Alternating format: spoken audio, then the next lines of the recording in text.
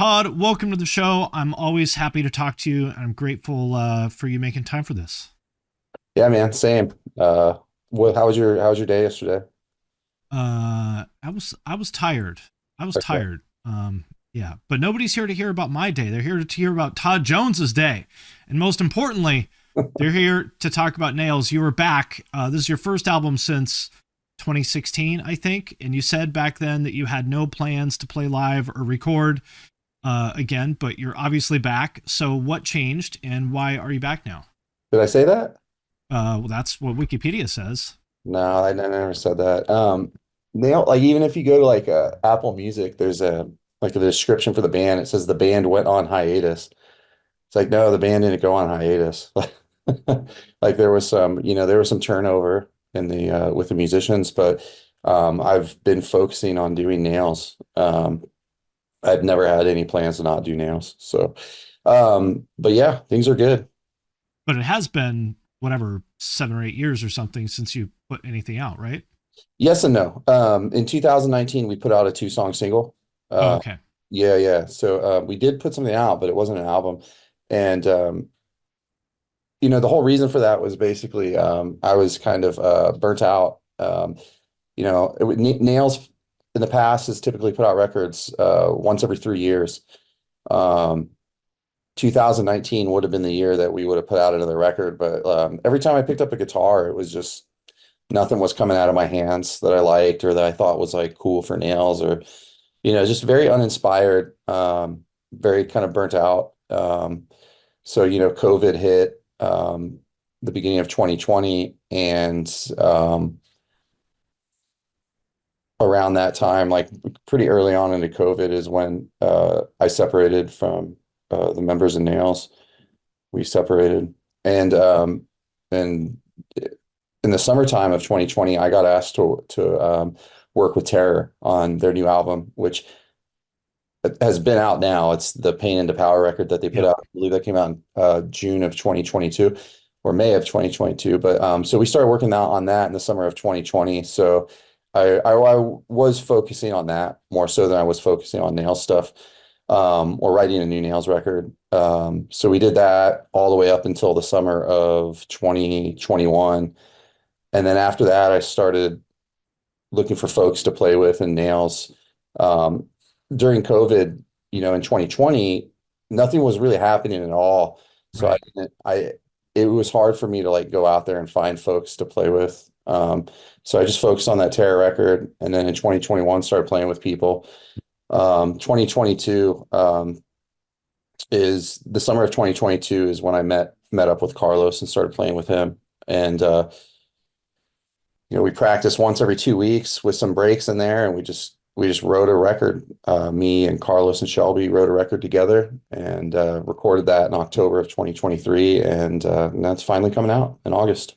Right. So I'm sure people will want to know what was up with the lineup changes. That anytime like one guy stays and everyone else goes, people want to know what happened.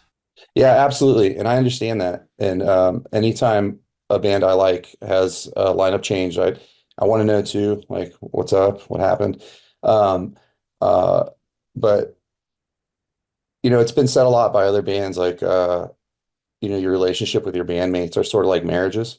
Hmm. And I do feel that way. And it's one of those things where it's like I, when band members leave each other and they go out in the press and they talk about it, sometimes they don't represent themselves very well on Yep. speaking about it, and it's very easy to get misunderstood Yep. and maybe like hurt the feelings of another person. And I Yep. absolutely don't want to do that. So unfortunately, I just don't have anything to talk about it. I think that's the right call. I don't want to because Yep. the most important thing is I'm still friends with John and Taylor, and that's their friendship and my relationship with them is very important to me. So I just, it's just it happened. We're moving on, and Yep. I love those dudes. Okay. Well, I mean that I think that tells people everything they need to know. Right on. Yeah. Cool. Well, I want to talk about the new record, but I actually want to go back to the very beginning of Nails because I didn't know you when Nails started. I think we met maybe in like 2011 or something like that. And I was really surprised. I knew you from your previous bands. And I was really surprised to see you do Nails because I knew of you from Carry On and from Terror, and Internal Affairs, which was like obviously a totally different genre of hardcore. And especially like in that kind of hardcore, like almost nobody at that time was aware of, bands like Crossed Out or Insect Warfare or something like that. Not even that many of those people even really listened to death metal. So it was like, I was like, whoa, Todd Jones is doing this. Where did that idea for Nails come from, and why did you pick that direction? Um, I think so to take it back, like when like, I've always ever since I got into hardcore, I've been such a fan of it, and I've been a fan of so many different styles of hardcore. Um, but when I was going to shows and I was joining bands and meeting people, for instance, I joined Carry On. Carry On was already a band. Okay. I didn't start that band. Um, but like I You wrote a lot of that stuff though, right? after I joined, Yeah. yeah, yeah.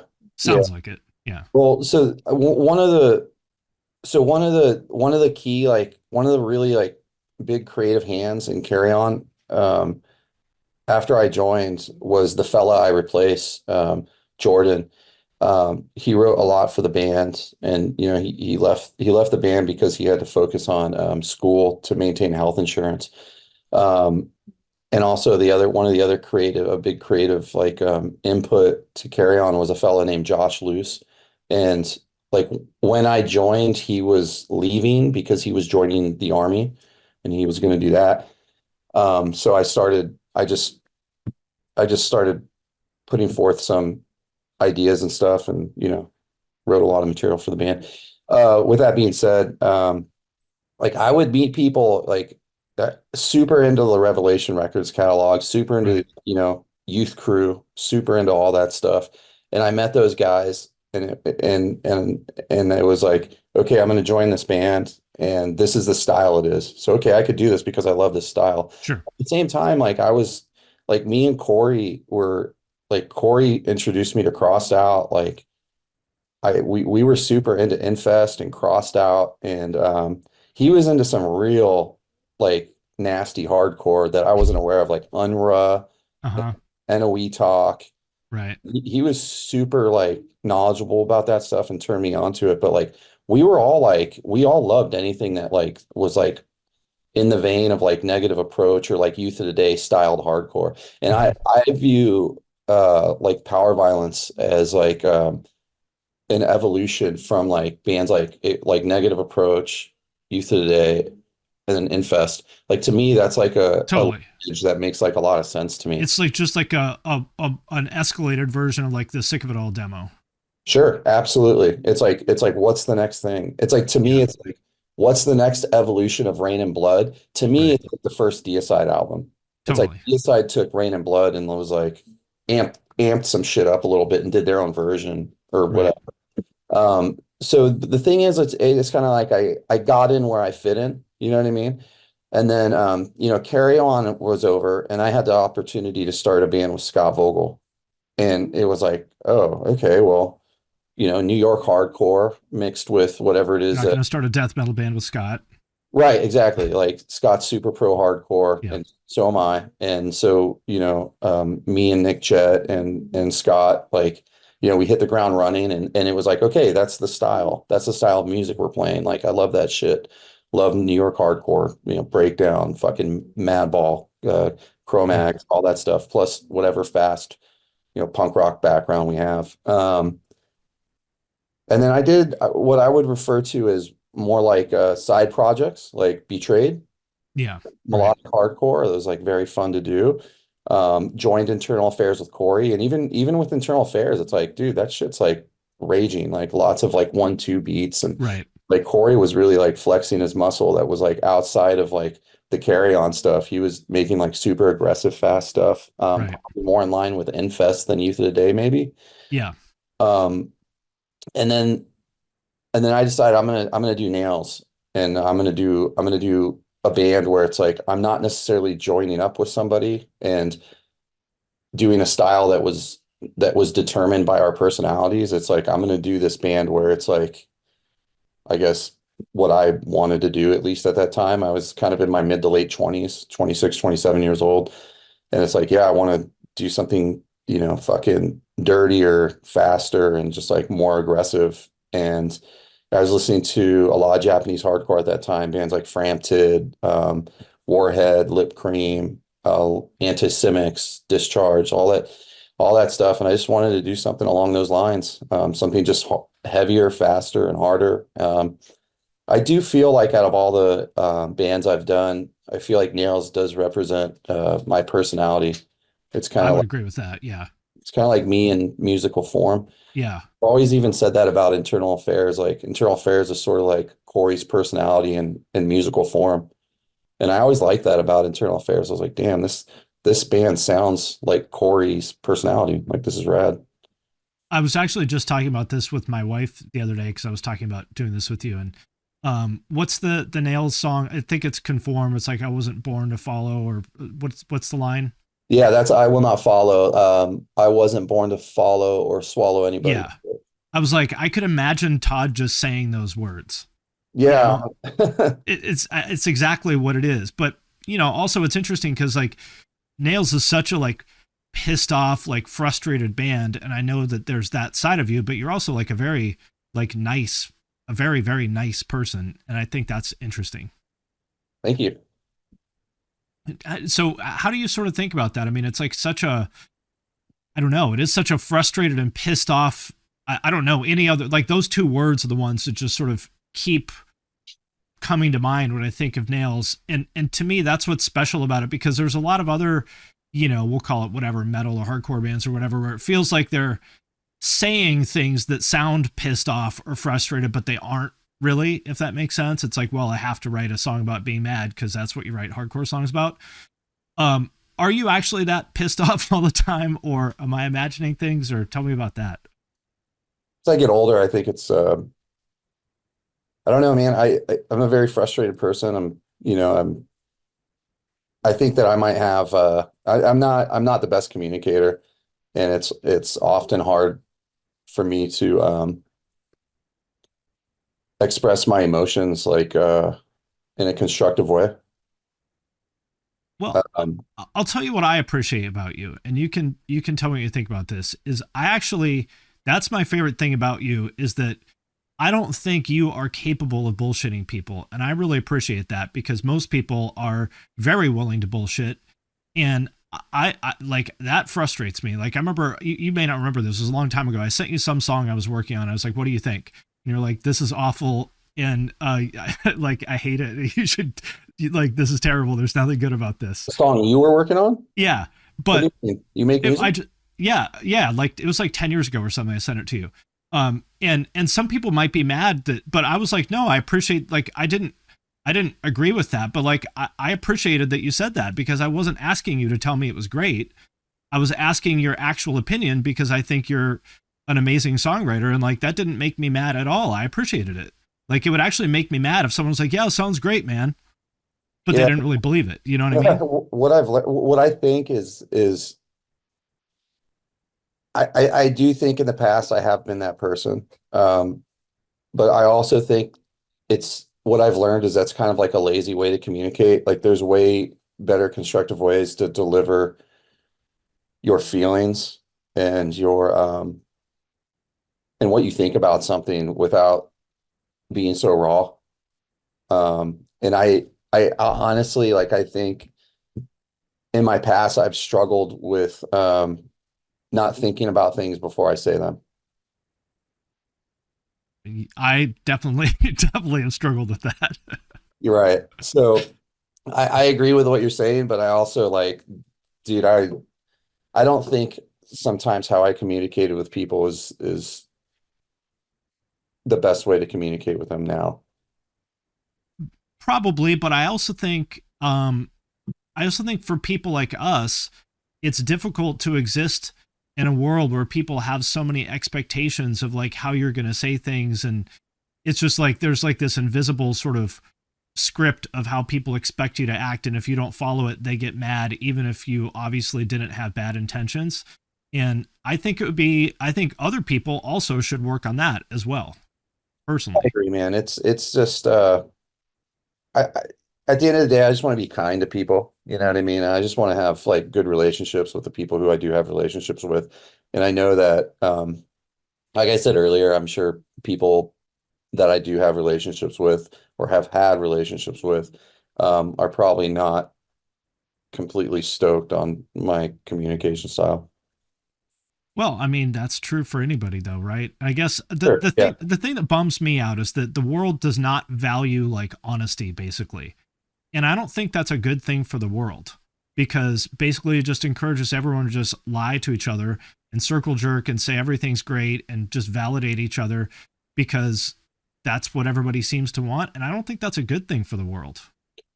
Yeah, I don't know. That's a hard thing. I don't know if it's good or bad. One thing that I do think is good is just being positive and supporting the people around you. Yeah.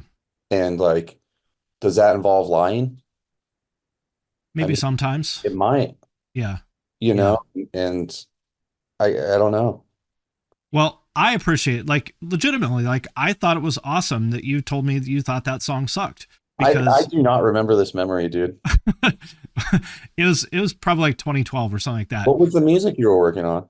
Some like slam song that I made, and I'm sure it wasn't like amazing or whatever, but I doubt I told you it sucked, dude. Come on. What did no, you you frame it? Were you like, hey, this is my friend's band. Can you tell me what you think of it? Because I'm no, sure I this is sent it to my you, and you're like, honestly, nothing about this is good to me.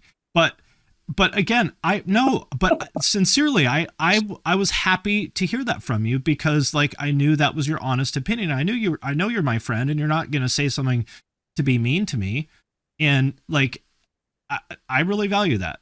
right on. So yeah. Um, well, let's talk about the new album, because I think there are some interesting things. When does it come out exactly? It's not out yet, August right? August 30th. Yeah, it's Okay. not, Okay. we're gonna release another single like the first or second week of July. So there's some interesting stuff on there that I never thought I would hear from Nails. For example, some lead guitars. There's the one song, I forget the name of it, the track number 4, that I said reminded me of like a grindcore Judas Priest. Can you tell me a little bit about sort of that direction for things, and those kind of changes that people can expect to hear? Yeah, so that's Give Me the Painkiller. That's gonna be our next single that we're releasing. And it starts with a really fast harmonized guitar lick that's reminiscent of maybe like a Motorhead or something. Um, yeah, it's over COVID, I just listened to like a lot of rock music. I listened to a fucking ton of Van Halen, and I learned a bunch of Van Halen songs and whatnot. And I also spent a lot of time with my guitar learning how to play faster. Spent some time focusing on my solos, and basically just listening to and absorbing Van Halen sort of gave me the idea to be a little bit more expressive in my own guitar playing with Nails. I think that was one of the things, like I mentioned earlier, I was kind of like nothing was really sounding too good. It's like, given that Nails has been a band with 3 albums out. Hold on one second. Given that Nails has been a shit.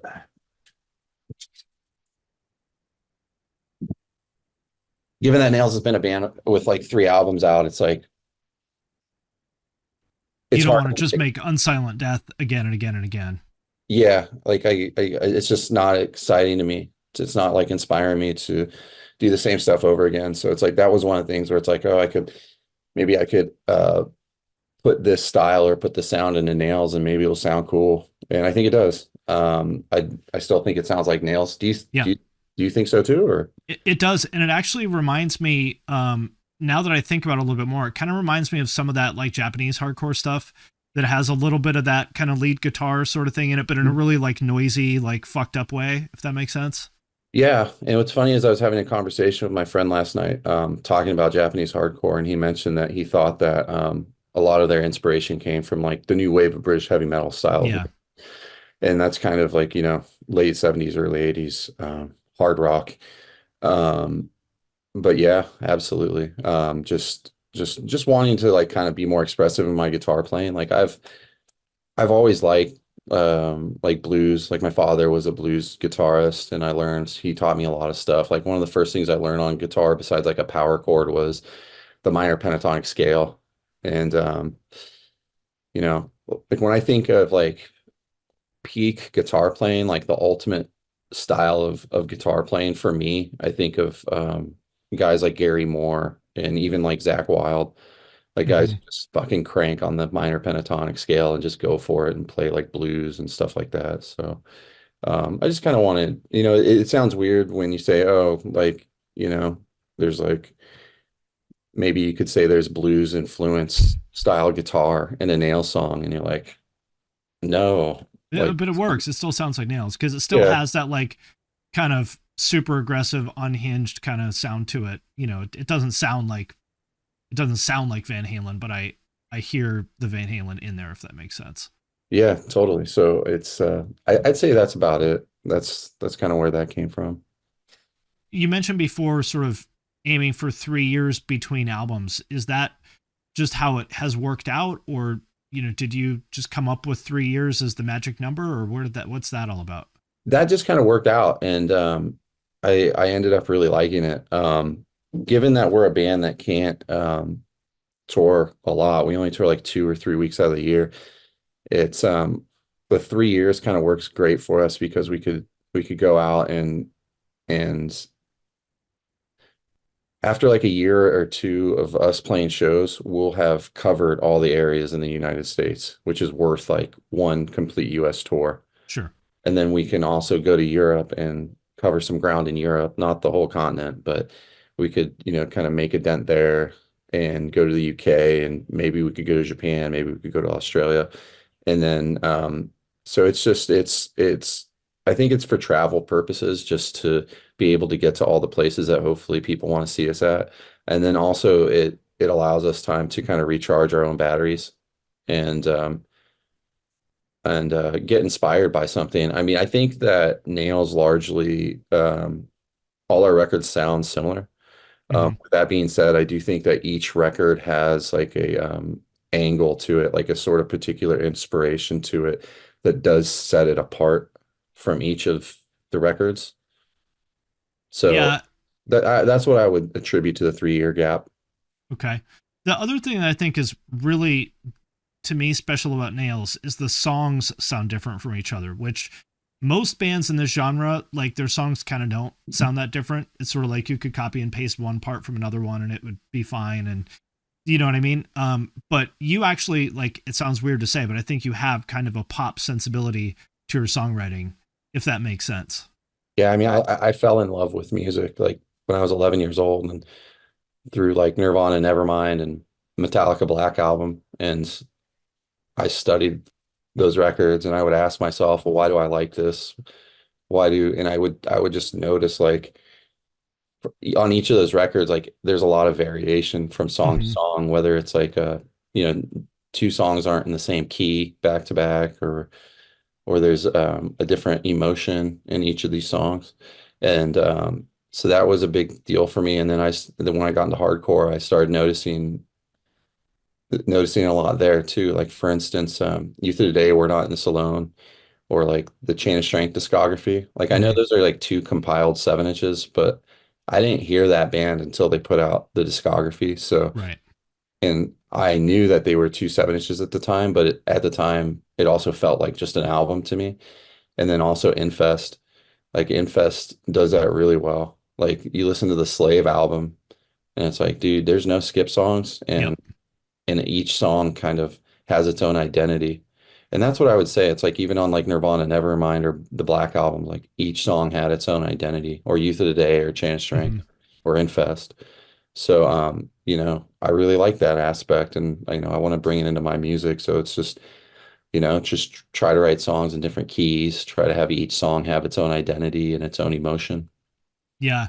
And it's tougher to do that with something like Nails where, the sort of the guardrails are maybe a little bit more narrow than say like Yeah. Nirvana or something like that, which makes it even more impressive that you did it. I think Crossed Out did that too, even though their songs are like, I mean, Crossed Out is even more narrow than Nails, and they Yeah. still did it. Yeah, they absolutely did it. Yeah, dude, it's hard. But that also goes back to what I was saying earlier about how I'm just such a fan of music. It's like, okay, well, in context of Nails, what can we do that will fit in within an album that is something I want to do and is something that's cool. And on this on that on I sent you the new record. There's like the last song is kind of like a more like doom influenced song. Mm-hmm. You could write something slow and heavy. Um, there's a couple songs that have that like hard rock instrumentation that we were talking about, and then you know there's a mid-pace song, and then when you think about fast songs, it's like there's sort of like a lot you could do. Like we have a straight up D beat song on the record. Mm-hmm. We have a song that sounds like, I don't know, like kind of thrash. So it's like there's a lot you can do. You just need to I don't know, you just need to be interested in doing it, and you need to know how to pick it out, I guess. How many songs do you write that don't make it onto the albums? At least half an album's worth Okay, so for pretty good every amount. for every album. Like uh I um for every I'm doing an interview right now. Thank you. Um there's a lot of experimentation, and sometimes you do have ideas that just aren't good or don't hit the mark, or there's songs, for instance, that you hold on one second. Come on, let's go. I'm very sorry about that. My dogs are hyper.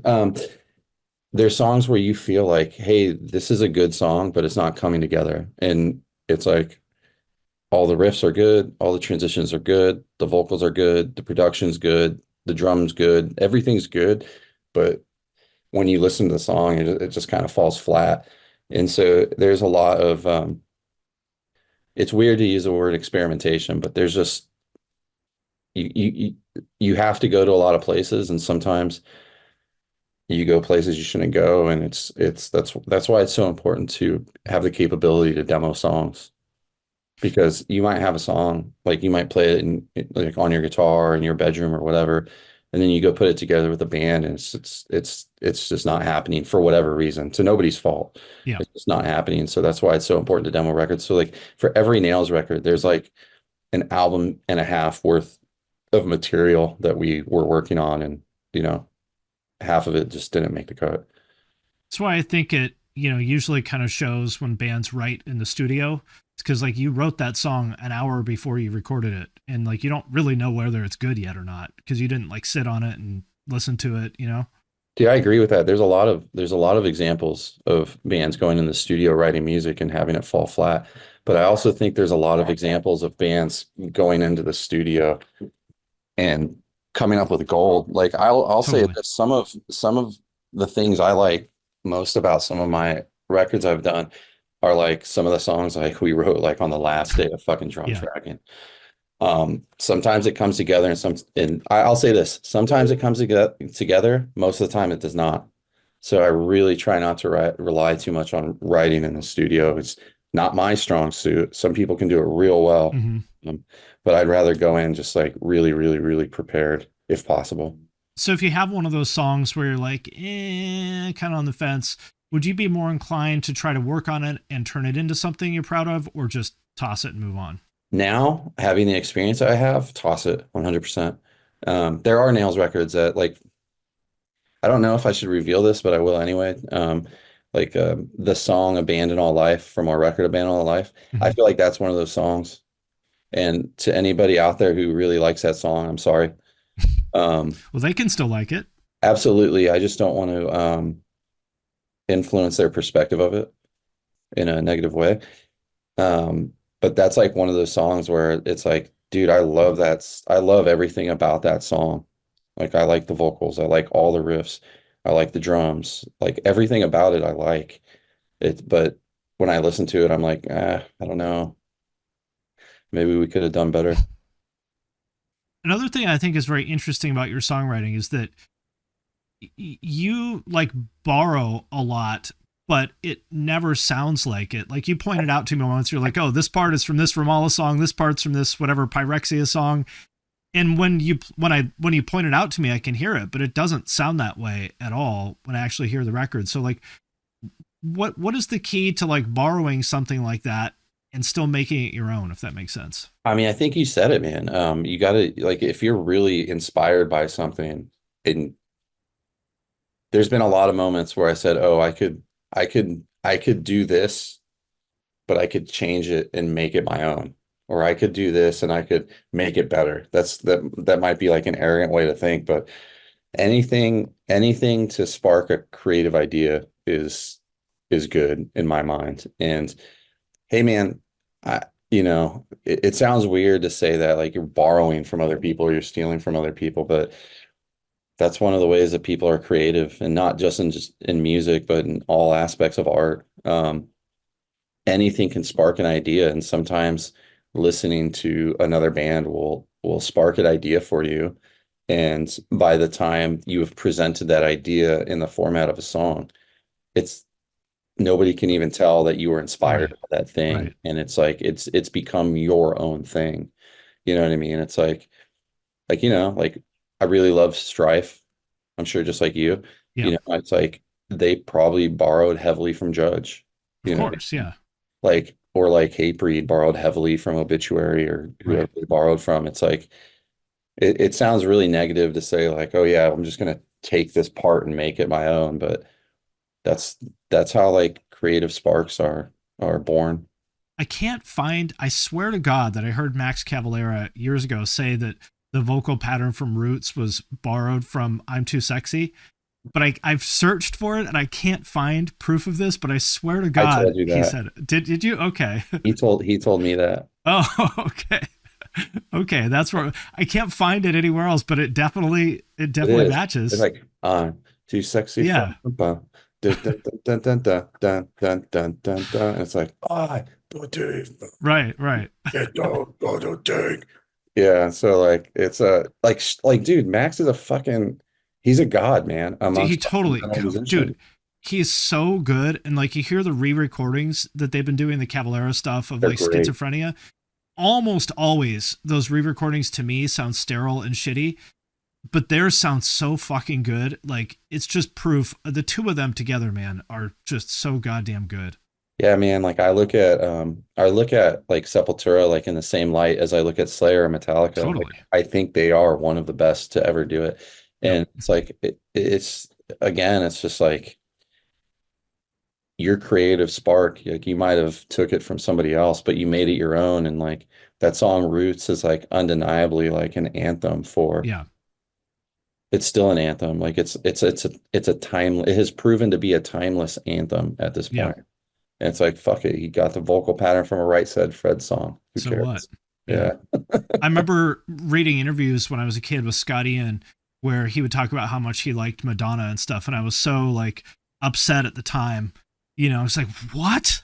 Like Yeah. he listens to Madonna? No, he has to listen to whatever, whatever Exodus, which I'm sure he likes Exodus, but I'm sure he pointed out like the beginning of Indians, the da na na na na.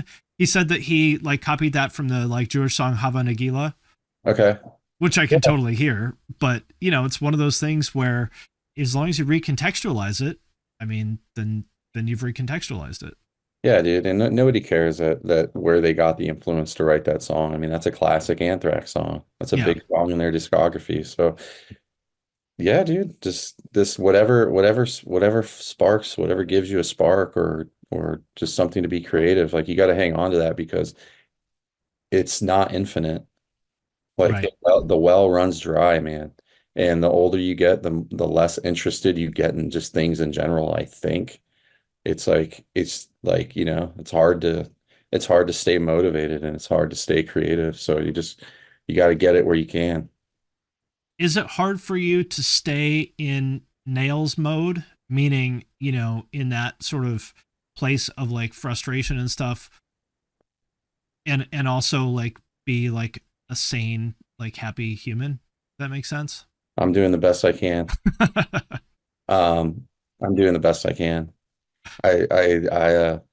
It's not like I'm in nails mode. I'm in another mode. I'm just me. Yeah. And and I love nails. I love playing in nails. I don't ever see myself not making music like nails. I just love it. I love music. I love that kind of music. And I'm not, I don't, I just love it. Um, but I don't like, I'm not like a walking nail song. You Yeah, know what I right. mean? Like, I just want to be happy and treat people well and be kind and have people be kind to me in return. Um, but yeah, dude, I mean, fuck, man. I grew up in a pretty like high pressure household and, and there's probably a lot of things I learned later in life that a lot of people learn in their 20s or their 30s. And there's probably some things that I haven't learned and I might not learn until a later age or I might not learn at all. And, that's my responsibility, but it is what it is for better or Yep. for worse. Yep. Yep. We all just play the cards we're dealt. Yeah. Yeah, I think about that a lot. So many things that I learned when I was whatever, 29 or whatever, that normal people learn when they're like 12, and they must have just looked at me like I was such an idiot or a bizarre person or something. They're like, "You're 29 years old and you just realized this." Like, I didn't think about, like, for example, like, I don't know, making small talk with people until I was probably like 26 or something. I'd be like, why would I ask somebody what they did over the weekend? I don't care. And like, why would they care what I did over the weekend? Exactly. And that stuff is important. And you might not Yeah. realize that until a later age. And It's not like I was like, I wasn't saying that in a mean way. Like, I don't care. I'm just like, I'm not, I don't care what you did over the weekend, and you're nothing generally personal. not interested. Yeah. So why talk about it? I get Right. it, dude. I feel Right. the same way. It's like to me, it's like 1 + 1 = 2. Like, Right. but but it's like I don't know. And then I had a boss that was just like, hey, you got to do this stuff or else, people are going to think you're mean or people think you're rude. And I was like, oh, okay. So I did. And I was like, oh, well, if I come in on Monday morning and ask people what they did over the weekend, then they like me more. Okay. I guess I'll keep doing this. Yeah. I mean, I think I don't know. Well, growing up in my household, I feel like I didn't even fit in my household. I'm sure you probably felt that way too. So it's like you take that feeling out into, high school, and high school's hard for everybody, um, or most people. And then you take those feelings out into the real world, and it's like, oh my God, like all these like soft, I don't know if that's referred to as like a soft skill Yeah. or like it's like, Yeah. dude, I don't have those skills. And like Right. for the longest time, I was like, why do I need to learn this? This seems Pointless. pointless. Like I don't Yeah. it seems stupid, but it's like you get to a point in life where you realize it's like, no, this matters. Like you just need to be cool with people and there's nothing wrong with it. In fact, it's a really good thing. Yeah. Yep. Yep. I wish, uh, the thing that frustrates me the most is I wish that other people would try even a fraction. Like, I try so, believe it or not, I try so fucking hard to like accommodate other people and do what they want and sort of play by their rules. I wish other people would like try just 10% as hard as I do to like maybe accommodate me a little bit. That would be nice. But that's just not the way things work. Well, I think they probably that was like a skill that you probably didn't learn younger. And Yeah.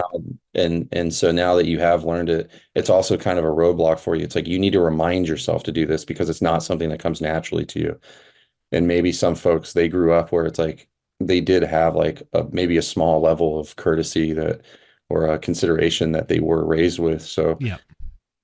where you overcompensate, they're just barely doing it at all. And because you're overcompensating, it's almost like you feel like you're owed that same level.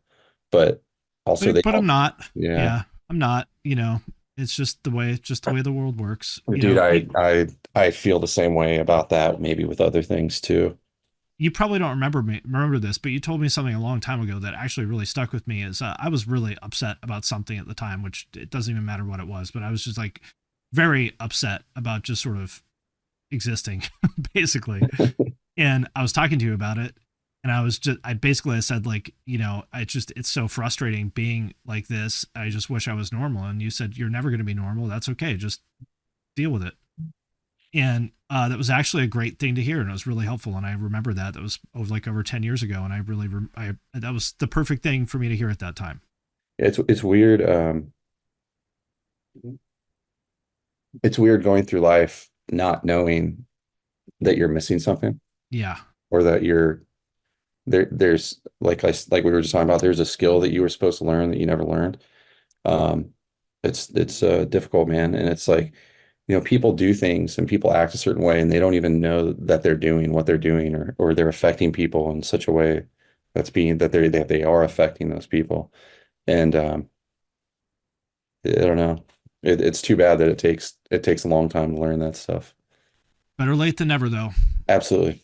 So another thing I find very interesting about you is that, on that same sort of note, like you've never been one to really care about all the sort of, trends and hype and stuff that comes along with a lot of hardcore, but you've been in at least three bands that were pretty, hype.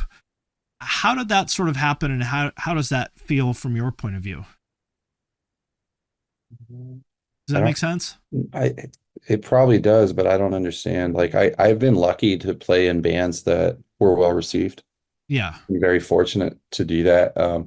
As I've grown older, I've realized that wasn't a fluke. Yeah, Um, exactly. it's dude, I'm not like a talented person. Like I'm not talented at what I do. I'm just so fucking obsessed with it that I can do it in such a way that maybe folks are interested in hearing what I am doing. I think the I don't know. I fact, don't know a good way to say that, but I'm just, dude, if you do something for long enough and you like really drill at it, you'll be fucking good at it. yep. Like anything, construction, fucking skating.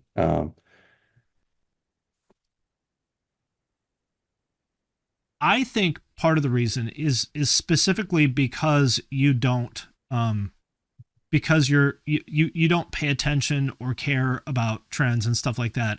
I think that actually makes people more receptive to what you do, specifically because it's different and they can tell that you're coming at it from such a sort of pure perspective, if that makes sense. I hope like I just hope it sounds genuine. If it sounds genuine to someone, then it is. Um, I guess. And it's but I'm glad that you can appreciate that it's not a fluke. I mean, you are a really great songwriter, and you have like a very specific point of view, and this has been like a pattern that happened for over 20 years now.